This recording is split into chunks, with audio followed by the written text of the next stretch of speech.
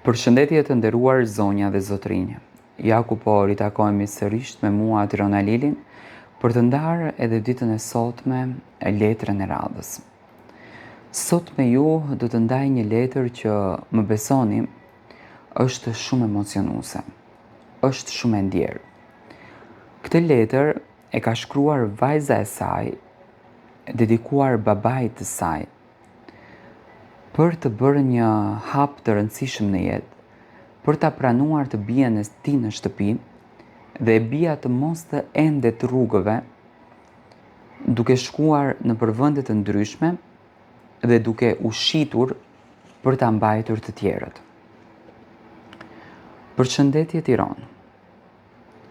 Unë që po e shkruaj këtë letër, jam një vajzë nga Shqipëria, por më beso që nuk e kam as pak të lehtë të shkruaj këto fjalë.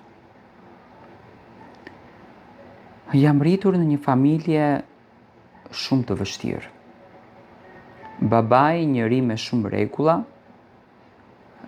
njëri arrogant, i cili përpara interesit të tij nuk shikonte tjetër gjë, ndërsa unë dhe motra ime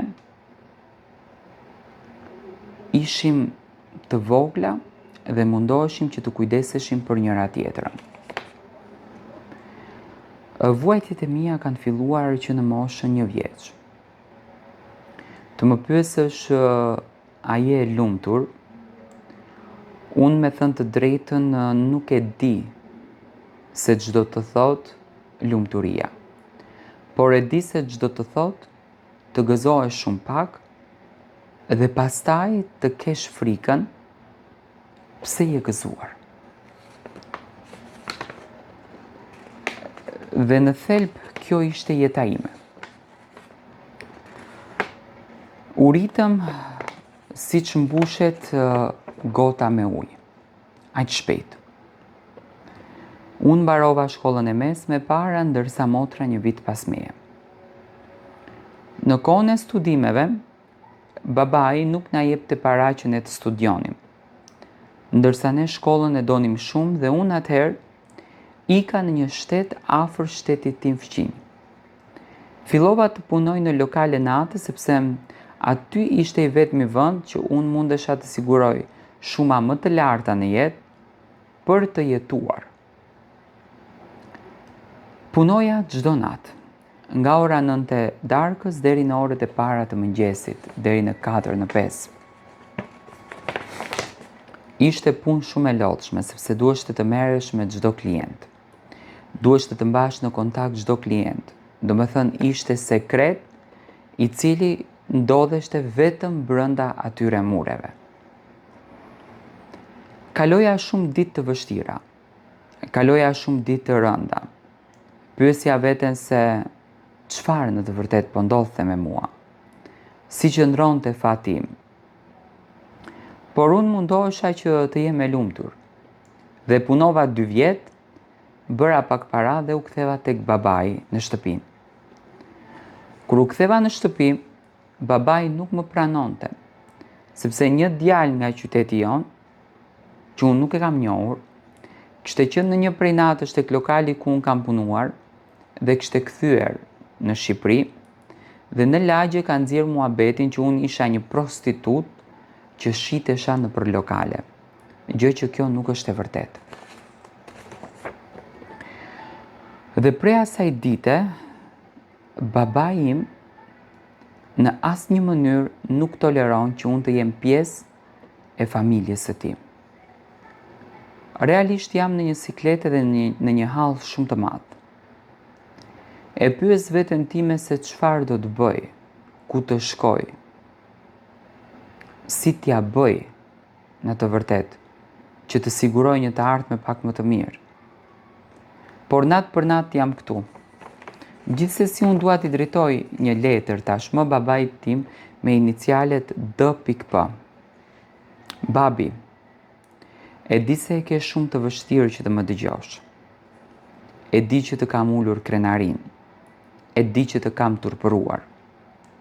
Edhe për këtë faj, unë kam dënuar veten time.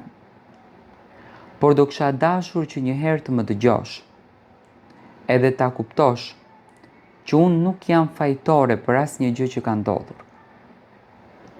Ishe ti ai që më nxore në rrugë, ishe ti ai që jetoje jetën me kanune, ndërsa mua dhe motrës nuk na sigurove qoftë edhe një lek për të ndjekur mësimet tona, për të ndjekur universitetet tona. Babi, u mundove gjithmonë që të jesh rigoros kundër drejt nesh.